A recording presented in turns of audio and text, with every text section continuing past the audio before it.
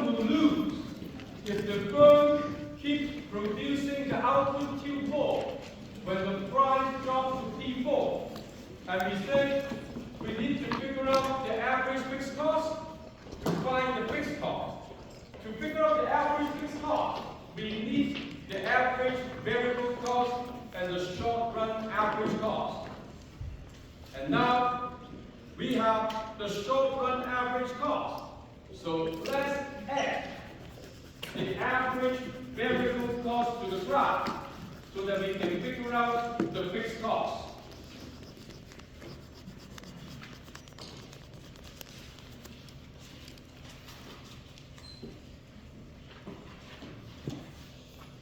So suppose the average fixed cost looks like this.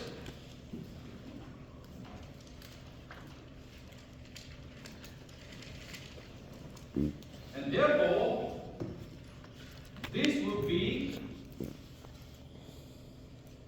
the average variable cost. And what did we learn last week?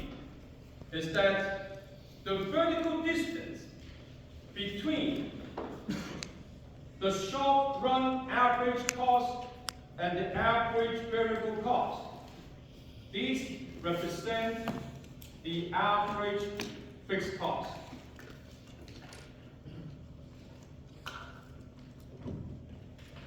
And multiply that by the quantity.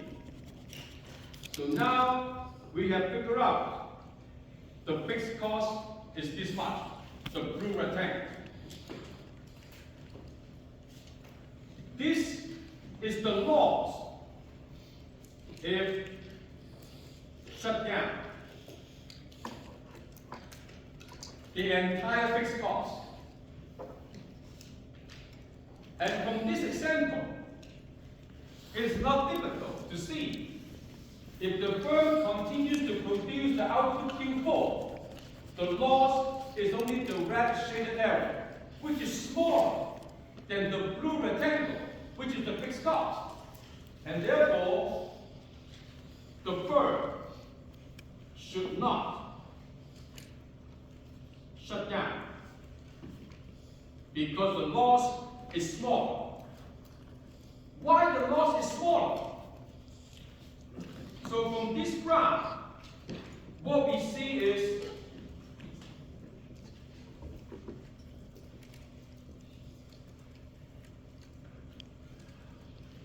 even though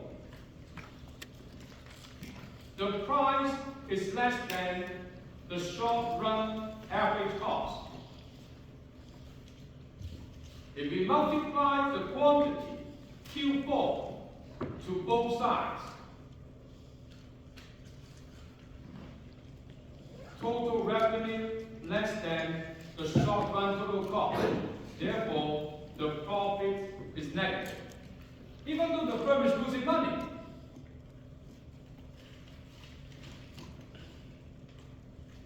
But at the output level Q4, the price is greater than the average variable cost. Now, why that is important? If we multiply both sides by the quantity Q4, we get the total revenue greater than the variable cost.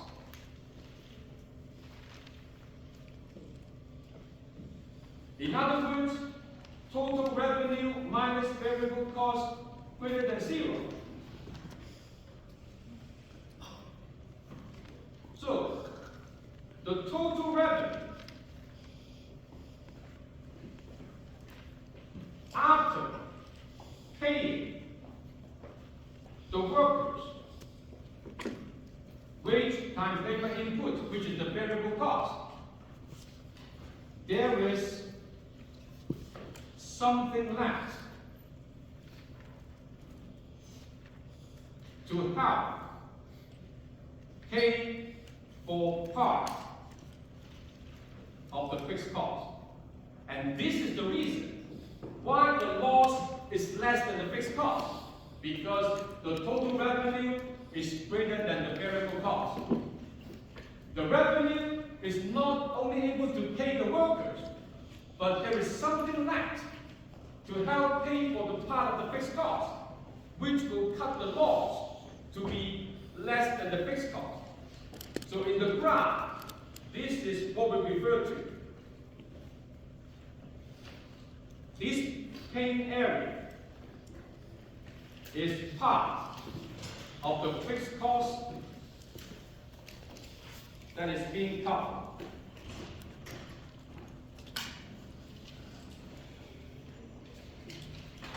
Because this purple rectangle is the total revenue.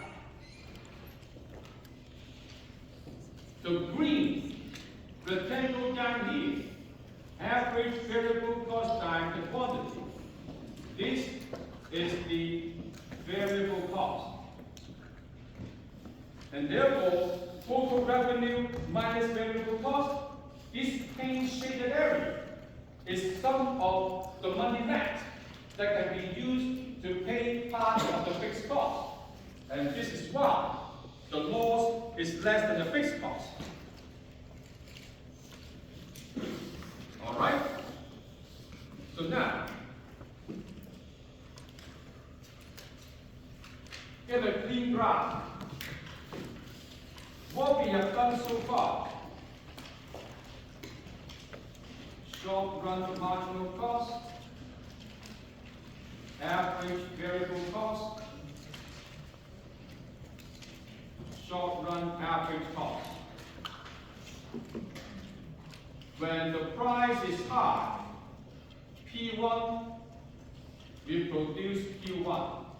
When the price drops to P2, output drops to Q2. When the price drops to break-even price, P3, output drops to Q3. When the firm is losing money at the price P4, the firm will still produce the output Q4. And this is the lowest price the firm will produce. P5. The firm will produce Q5. This is what we call the shutdown price. Because anything below P5, the price is less than the average variable cost. The loss will be greater than fixed cost. Because you cannot even cover your variable cost. In other words, you cannot pay your workers. If you cannot pay your workers, no workers will come to work, and you are forced to shut down. So anything below the price P5, the firm will shut down. In other words, the firm will start production when the price is P5. And as the price goes up above P5, the output will rise above Q5. And the relationship between the price and the quantity the firm plans to supply all rest on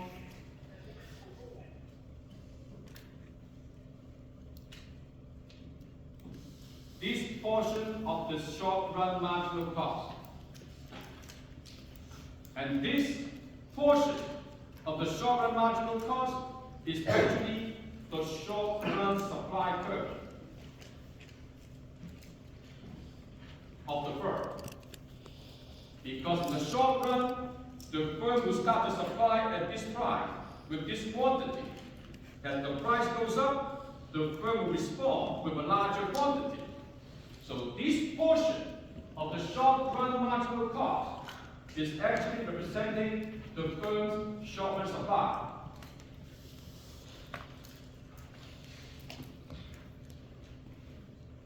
And now we can combine the firm and market graph together.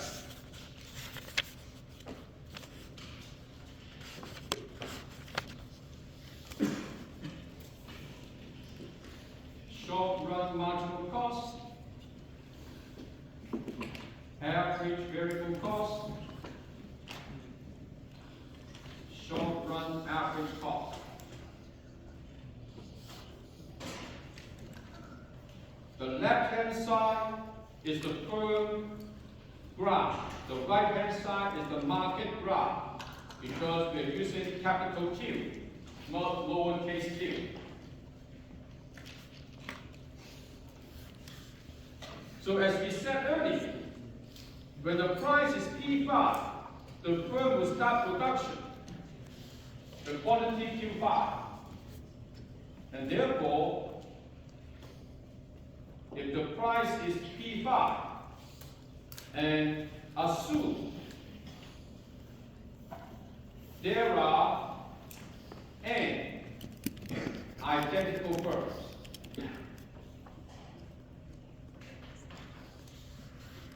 so at the price P5, the industry output capital Q5 equals to the number of firms times how much each firm produces.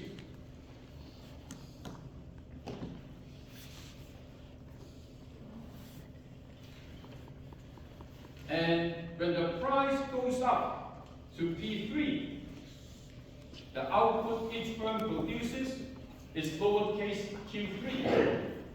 And therefore, for the industry, with n firms in the industry, so that would be capital Q3, which is n times small q3. So, linking up this all the way up, we get the short-run supply curve for the industry.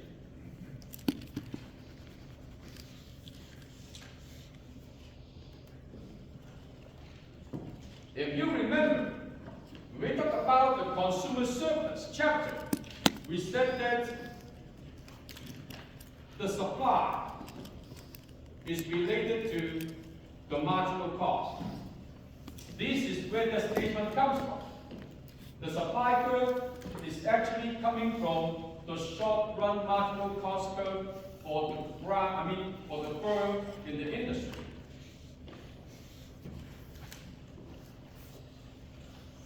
And now, if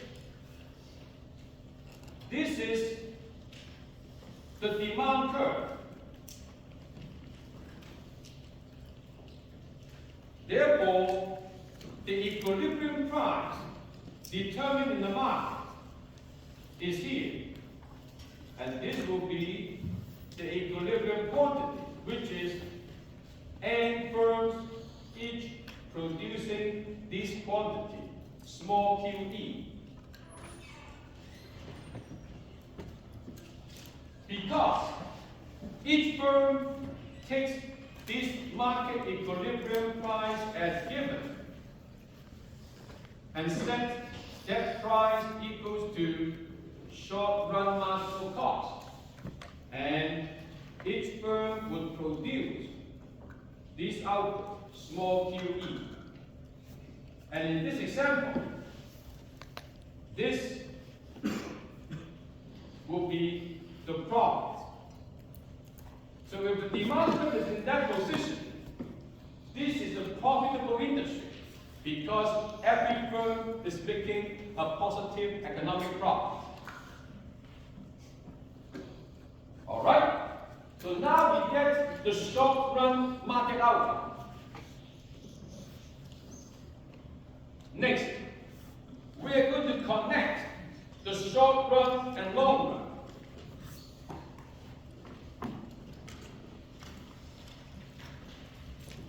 So what we have learned so far is that in the short run, depends on the position of the demand curve.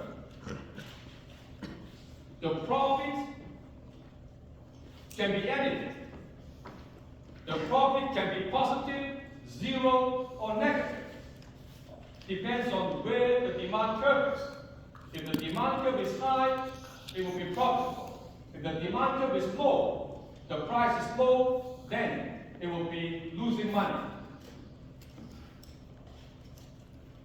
In the long run,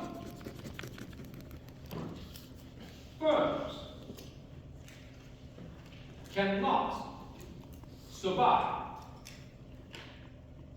if profit is negative, because no firms can suffer losses forever in the long run.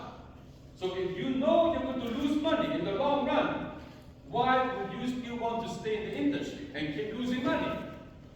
The best response is that sell everything and get out before you lose everything.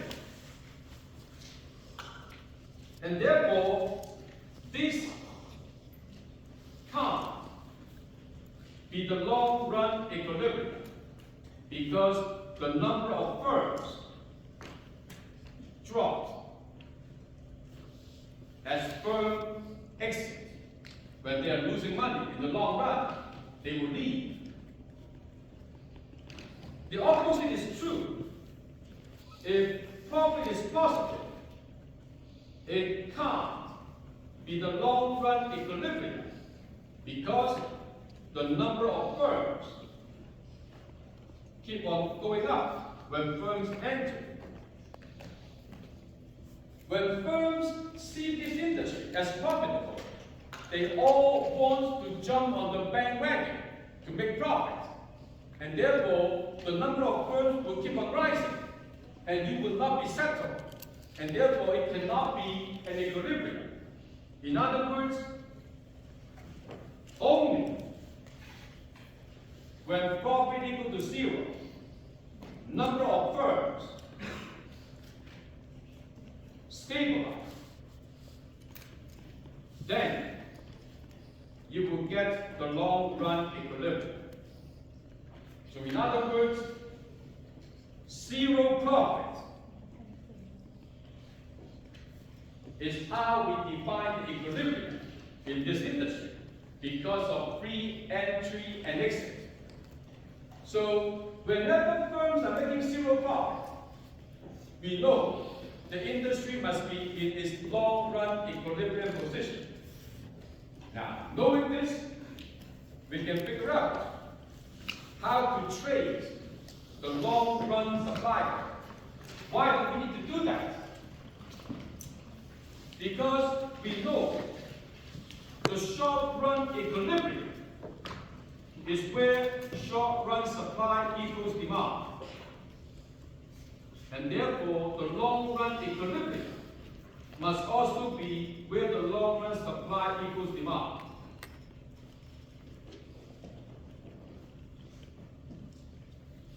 So our next task, how can we figure out the long-run supply? But one thing we know is the long-run equilibrium, profit is zero. So now we need two graphs, one for the firm, one for the industry, to figure out the long-run supply. Before we do that, for simplicity, we assume this is a constant cost industry. That means if the industry output expands,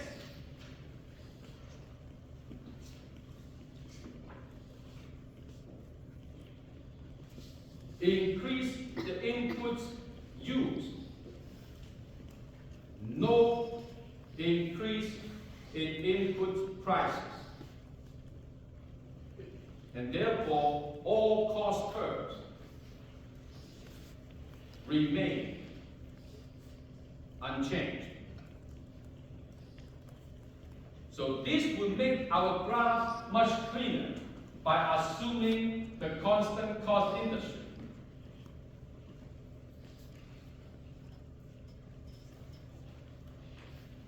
So now, let's figure out the long-run supply curve of the constant cost industry.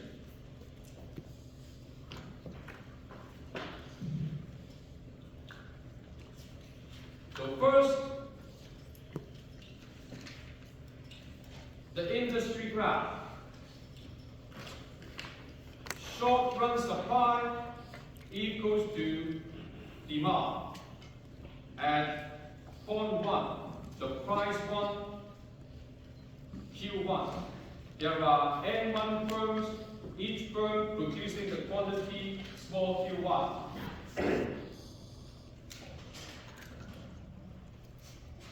So this is the market graph.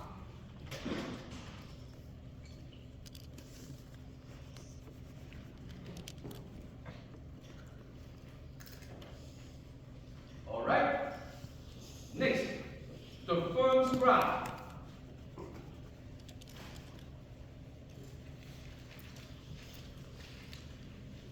Short-run average cost, short-run marginal cost. The firm's output, this is the price P1.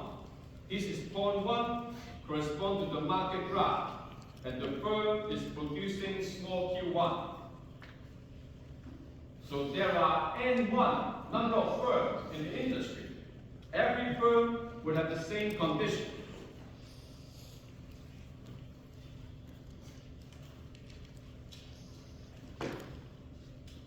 So now, when we combine these two graphs, what we see is initially, in the market, short-run supply equals demand give us the equilibrium. The price P1, industry output Q1. There are N1 firms, each firm producing small q1. This is the point 1 in the market graph. For the firm, it takes the market equilibrium price as given and set price equal to short-run marginal cost. It will choose to produce Q1. And this price equal to short-run marginal cost equal to short-run average cost. So initially, profit is 0. This is point 1 in the firm's graph. So I choose this starting point deliberately so that point 1 is not only the short-run equilibrium, because it is also 0 profit. Therefore, point 1 is also the long-run equilibrium.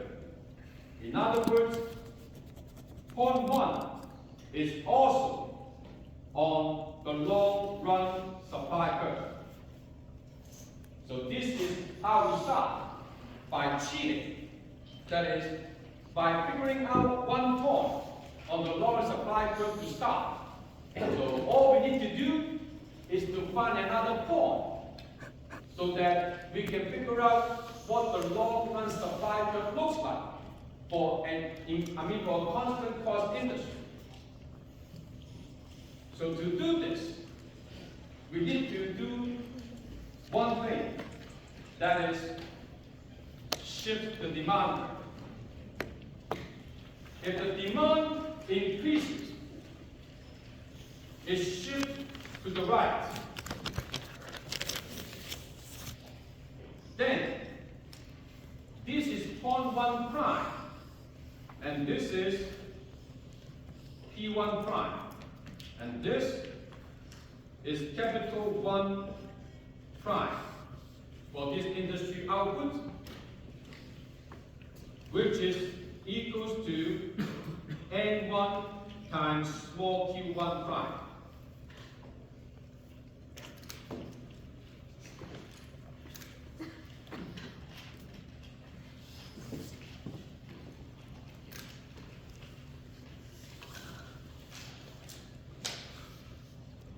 So what happens is this. In the current short-run period, increase in demand, D1 shifts to D2. And now a new short-run equilibrium at point 1 prime. where the short-run supply curve equals to the new demand, giving us the new equilibrium price, new equilibrium output for the industry.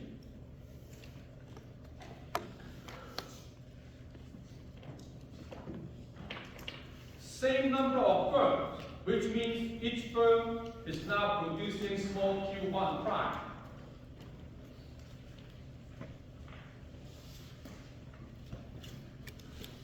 So this is what happened in the market graph.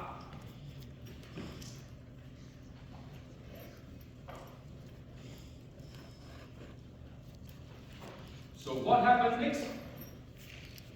For the firm graph, each firm takes the new equilibrium price as given. The same golden rule, that is, set the market equilibrium price, which is the marginal revenue, equals to the short-run marginal cost, and figure out the output, small q1.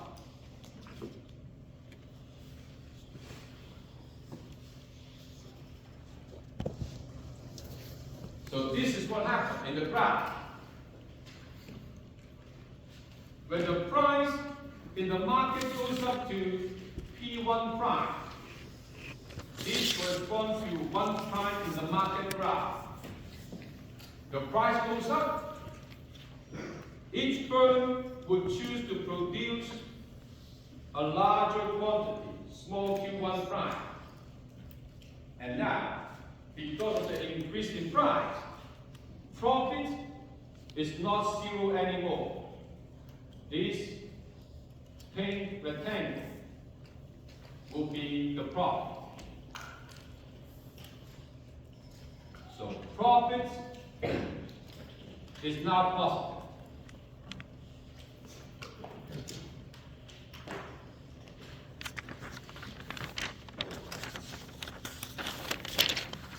So the increase in demand resulting in higher price in the market, producing more output, and now the profit is positive.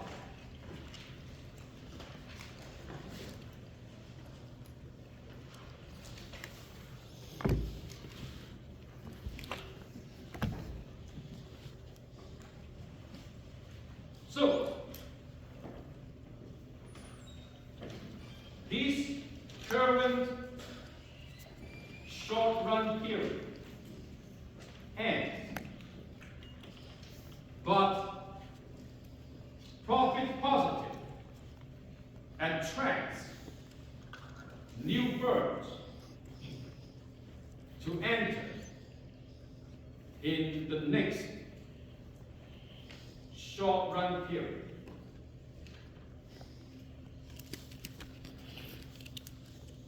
N2 greater than N1.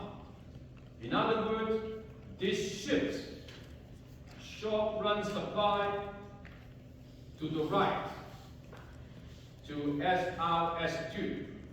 That's what we learned in chapter 3. When you have more sellers, supply curve shifts to the right.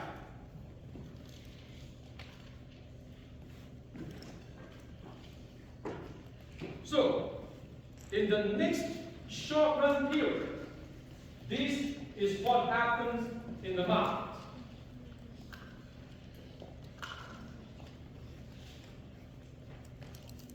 Short-run supply curve shift to the right, like this, to SRS2. Because of positive profit, attracting new firms to enter the industry. With more firms, the short-run supply shifts to the right. And that helps bring the price down to P2. So this is the market outcome, capital Q2, which is N2 times small q2.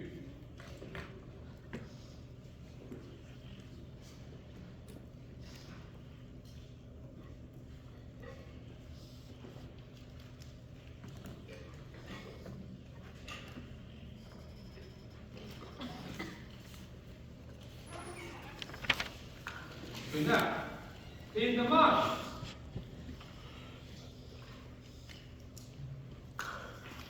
the new short-run supply equal to the new demand get us the short-run equilibrium in the next short-run period, which is 0.2. The price is P2. We have this much output, this many firms, and each firm producing small Q2. So that will be the market outcome from the market graph.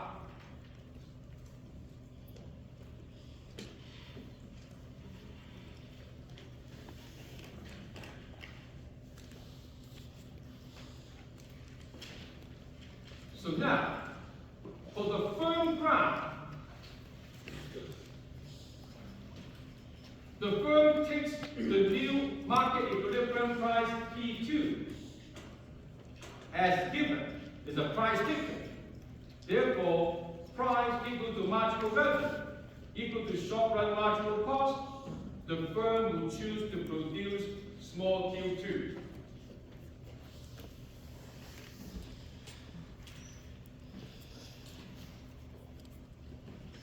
And this is where the small Q2 is. The price drops from P1 prime down to P2. So this is 0.2, corresponding to the market graph. And the firm will be producing this small Q2 quantity. And you would expect, like what we said earlier, the price drops, the profit is getting smaller. The blue rectangle represents smaller profit.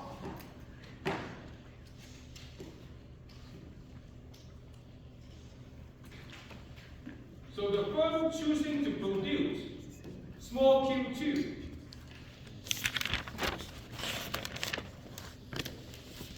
profit is less than before.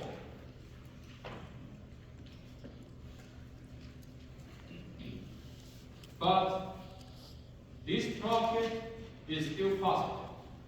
Even though the profit is less than before, but it is still positive.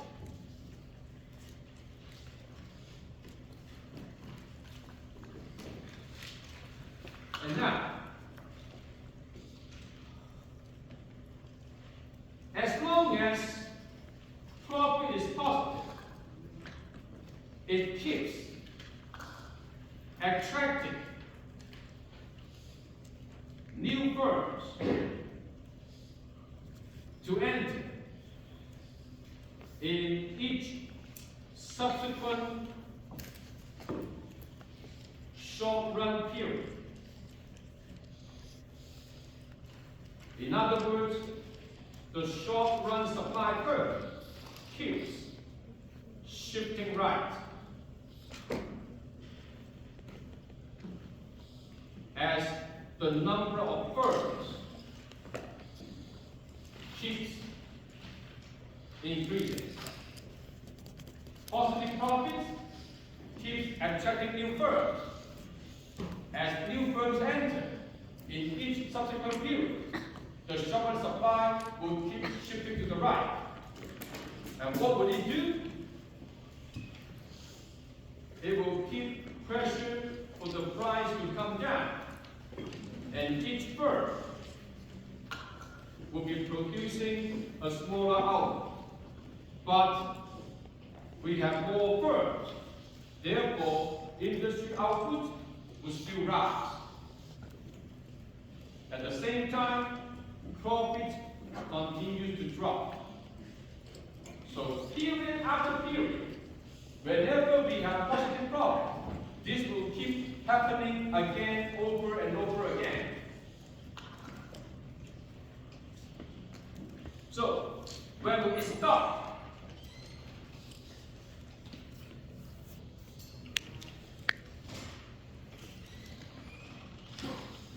The process continues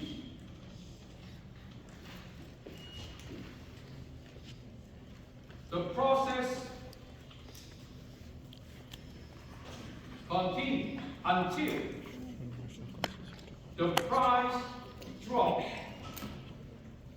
back to P1, so that profit returns to zero. Each firm producing Q1 units. And that is when we reach the new long-run equilibrium, because zero profit is the prerequisite for long-run equilibrium. So in the end, this adjustment process will stop when we have enough firms entering the industry, shifting the short supply curve all the way to bring the price back to the initial level. So in the market graph, this is what we see. When the short-run supply shifts to the right, exactly how far the demand curve shifts to the right, the short-run supply curve will settle there.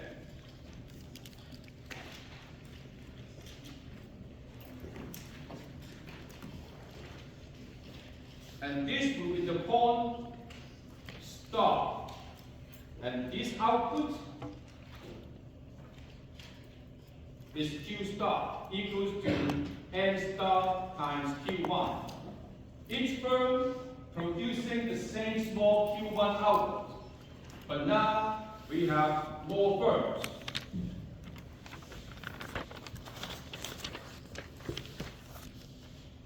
So in other words, when we go back to the firm's graph, the output Q1 is the same as before. Point 1 is now star when the price drops back to P1.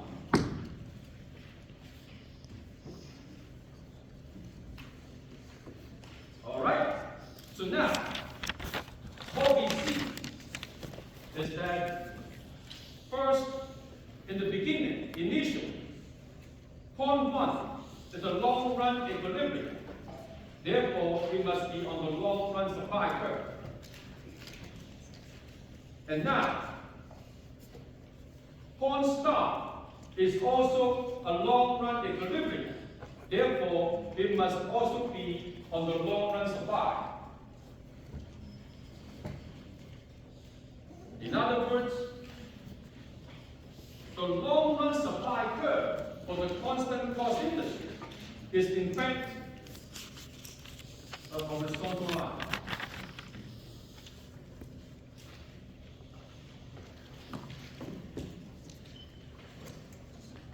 So, what is the reason behind this?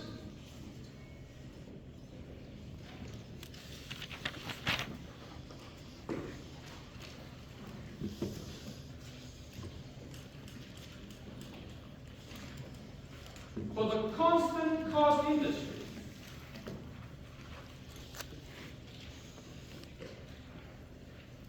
increased output or decreased output, same input prices. Therefore, we have the same cost curves and the same price P1 for zero profit.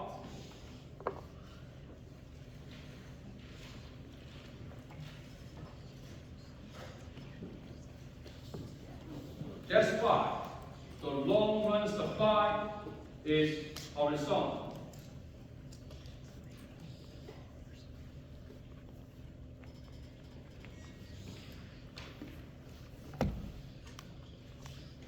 And this becomes our benchmark case because we can easily move to increasing cost industry.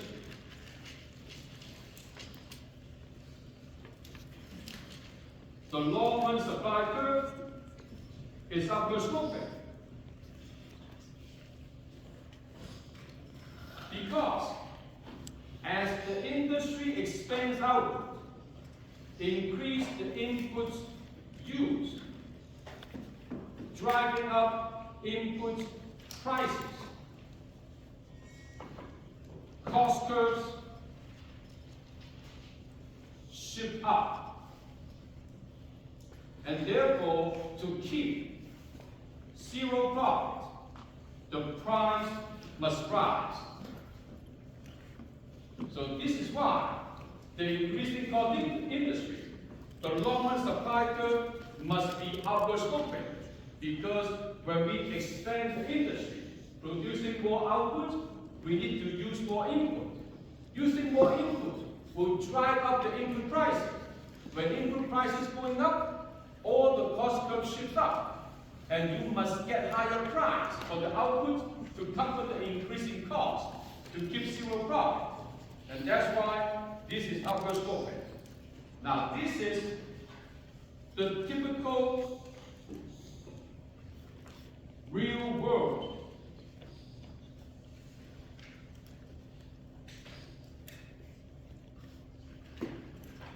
cases. Most of the industries are increasing cost industry.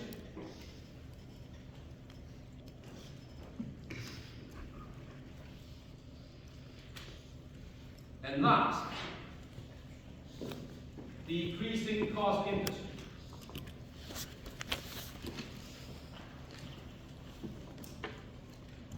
The long run supply curve is downward sloping. Because as industry expands, input prices drop. Therefore, cost curves shift down, and the price must come down to keep zero profit.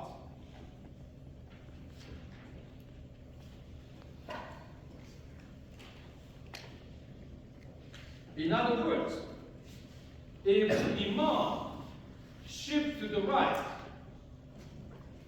what we would expect to see, the price drops and people buy larger quantity over time as demand increases. Now this is the example for our personal computers. In the last 30 years, more and more people are buying personal computers, laptops, tablets, these devices.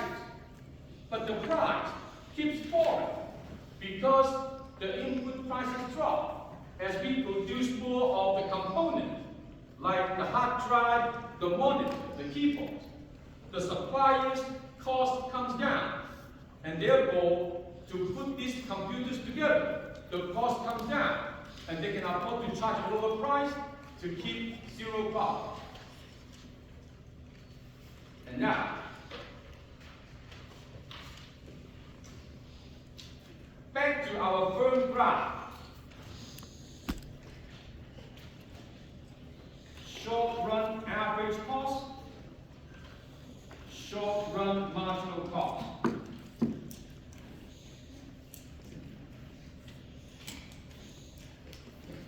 And this is the long-run average cost and long-run marginal cost. So that's the sample we use.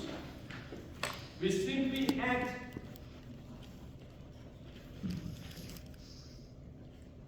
the long-run average cost and the long-run marginal cost in there. Why? Because now we see the long-run equilibrium is where the output Q1 producing at the minimum long-run average cost,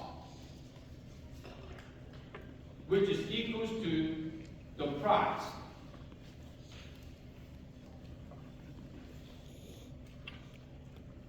And the price is on the demand curve, which is the marginal benefit. And the price equals to the long-run marginal cost.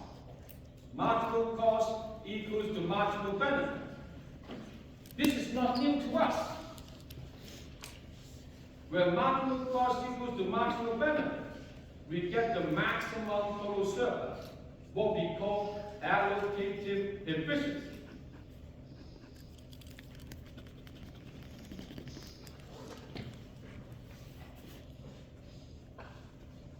Something we learned from the consumer surplus chapter. But now, for competitive industry, for perfect competition, we have a new condition, that is output at the minimum long-run average cost. This gives us the productive efficiency.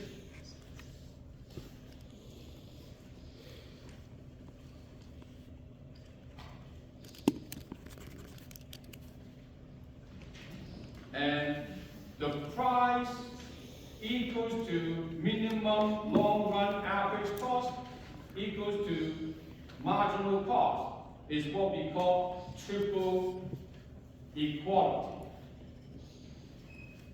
Give us productive efficiency and allocative efficiency.